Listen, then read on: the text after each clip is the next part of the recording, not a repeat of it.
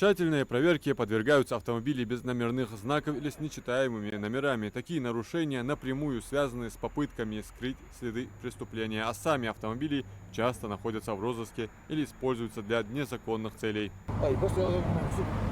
Я же говорю, забыл.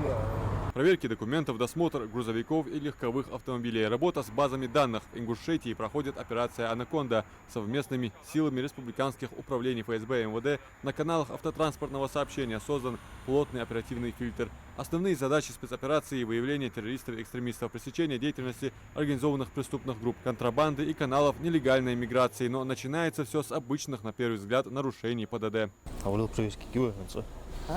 За проверки геоид ахуду. Но хайры независимые договор о продаже 30.01.2025. Почти 60 тау. Инспекторы проводят досмотр багажников и салонов автомобилей. Первое, на что обращают внимание инспекторы, это тонировка, а машины с затемненными стеклами останавливаются для проверки в первую очередь. Выявлять нарушения живой тонировка, незарегистрированно установленном порядке, а материал 12.1, часть 1, без государственных регистрационных знаков. Само нарушение был розыски был наркотические оружия с направлением был.